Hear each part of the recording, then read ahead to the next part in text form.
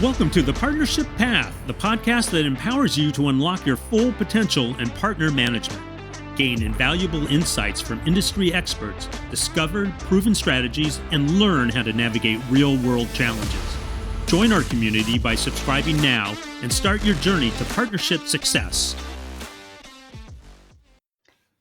Hello, Toni. Welcome John. to The Partnership Path. I don't even know what episode number this is. I'm losing track of the numbers now.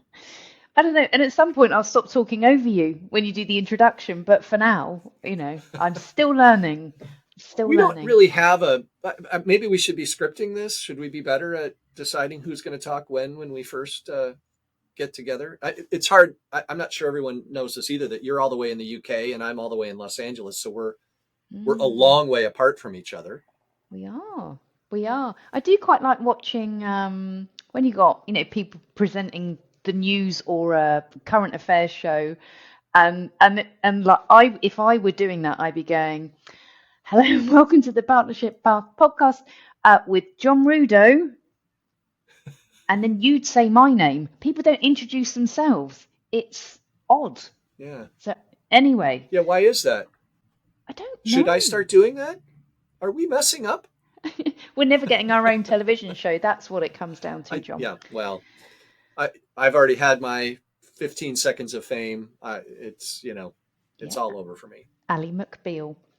Ally McBeal. That is correct. We don't need to go into that too detailed, but for those of you listening, Ally McBeal.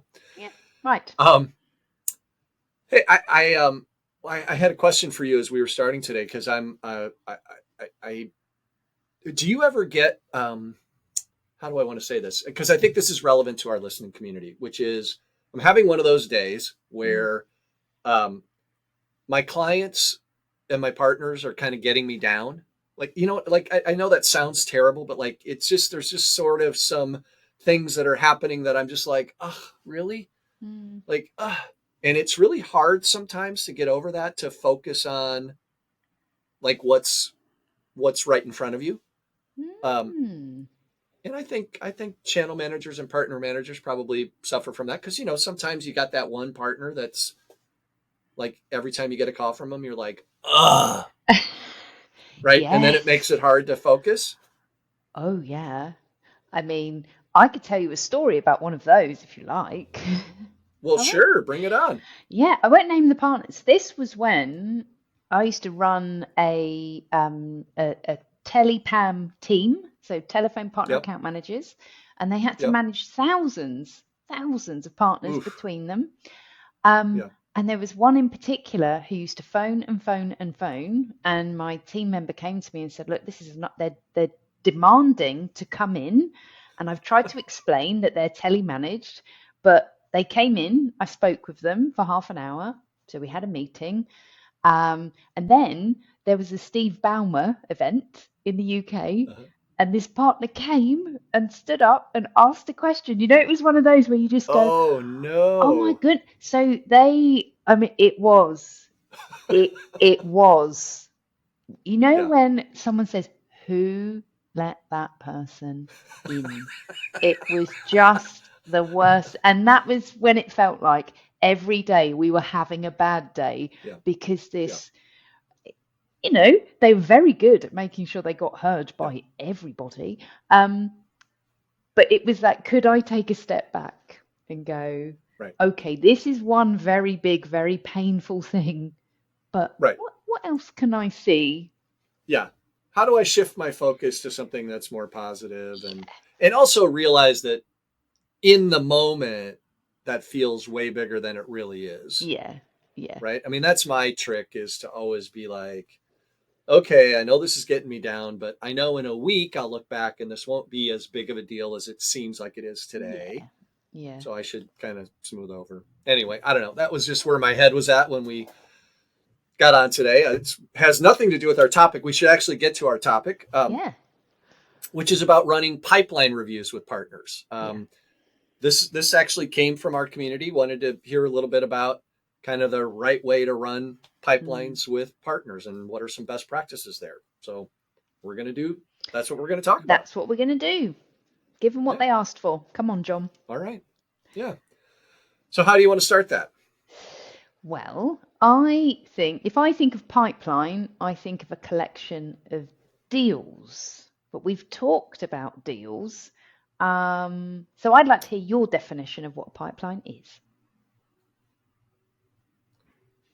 Yeah, I think people use the word pipeline to mean a lot of different things. And I think in particular in the channel, we hear people use the word pipeline, and what they really mean when they say, well, I'm going to meet with a partner and talk about pipeline, is they're going to go talk deal by deal by deal. Yeah. Which is really about the episode we did last time, which was really about, how do I talk to a partner about a particular deal and maybe help them move that deal forward?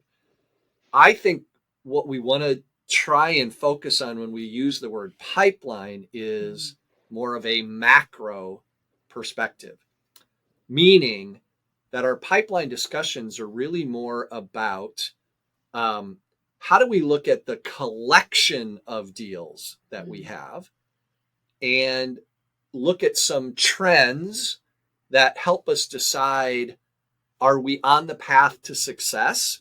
Or do we need to make some adjustments, right? So that means looking at things like, do we have enough? Is our pipeline full enough? Is it balanced? Meaning, is there enough in like the different stages of the sales cycle that'll produce kind of an even revenue stream as opposed to a roller coaster of revenue? Is it moving fast enough? Like, are deals progressing at what we would expect to be a normal pace? Yeah. And where are there execution issues? So like, where are there common stalls or common bumps in the road?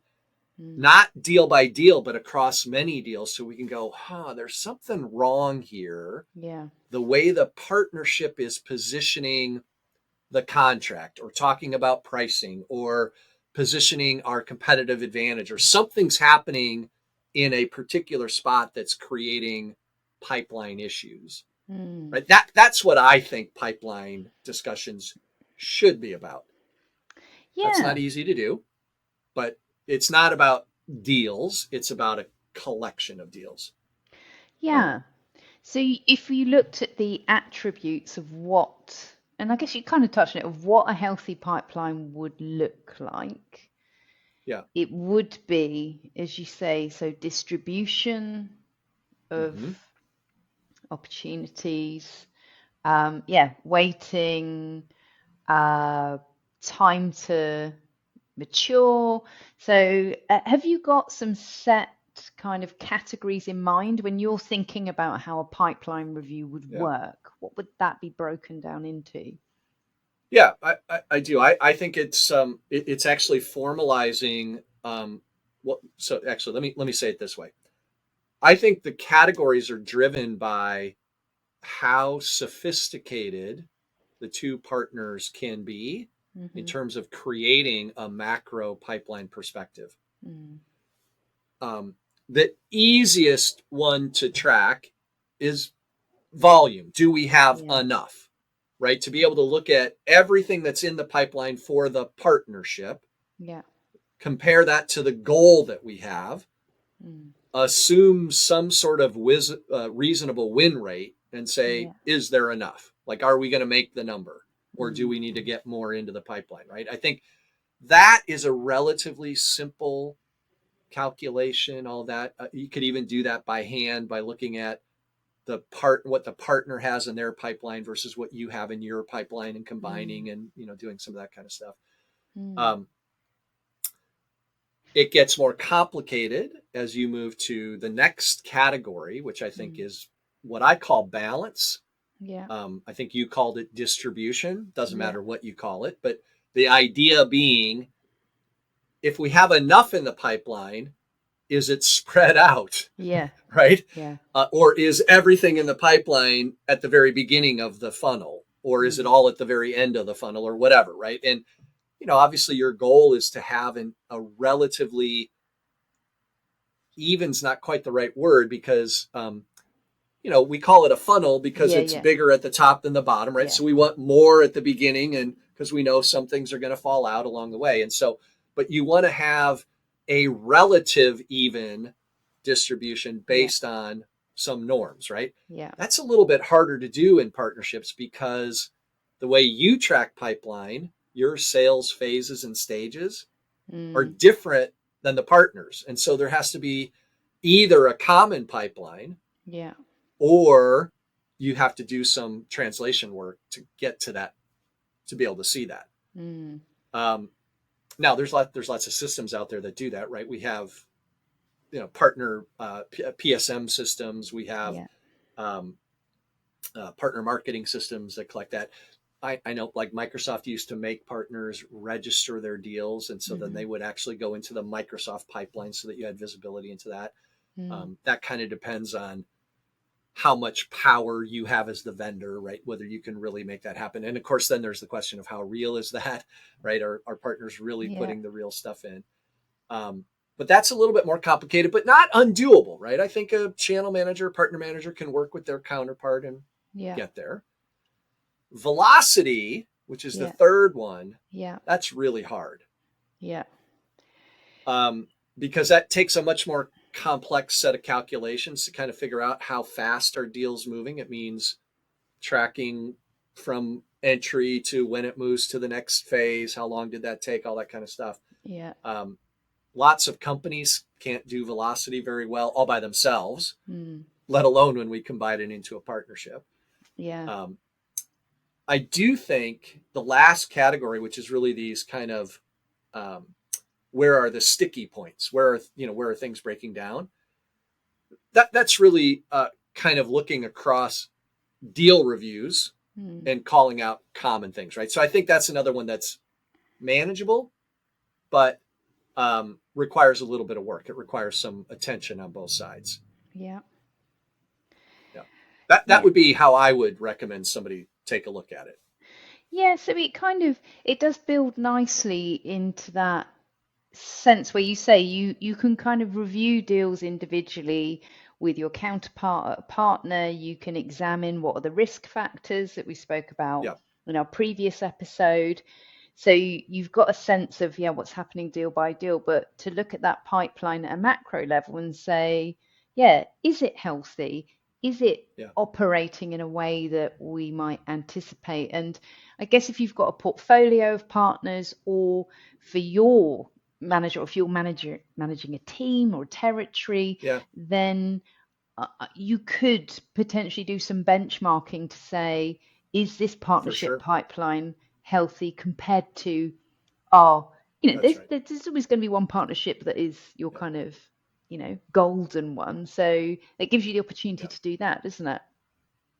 Well, and I think you keyed in on one of the critical elements to some of the partnership fundamentals that we talked about in the first season, which is when you do goal setting, you shouldn't just have production goals. You should probably have pipeline goals. Like, how big does our pipeline need to be by when?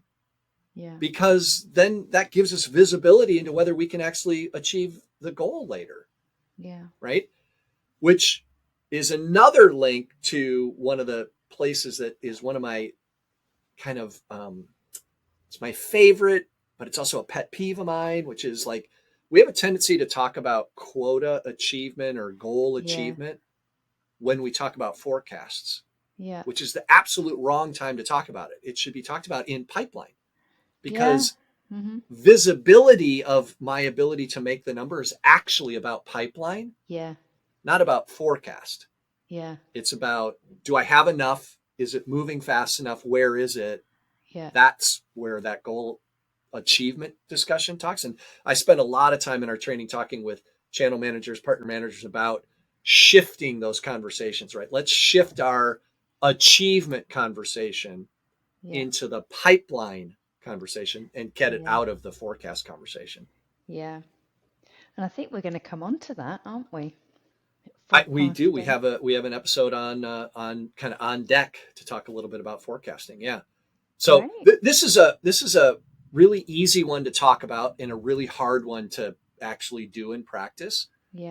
Because it takes data work for for you to be able to do it. But man, if you can get good at having pipeline discussions around the partnership and setting goals around pipeline, everything else gets a lot easier. And so it's worth the effort. But I'd love to hear how people in the community are managing it, what systems they're using, what language, like translation language for sales phases and stuff do they use, or do they just force partners to put stuff into their system? Like what's really happening out there, and how do we then have a conversation of how to make it more effective? Would love to engage with that. Yeah, great. Well, we'll look forward to some. Oh no, it's too bad. Say comments coming up in the pipeline. But yeah, it would be good to see. I would definitely like to hear whether that volume, balance, velocity, whether that's resonated with the listeners, and if they've not tried it, give it a go and let us know. Let us know whether that changes the conversation in your partnership work. And shifting the achievement conversation into pipeline. That's the big one that I think makes a difference. I'd love to hear people talk a little bit about where they've done that or are going to try that and see how that works. Yeah. Great stuff. Thanks, John. Thanks, Toni. See you soon. See you. Thank you for joining us today.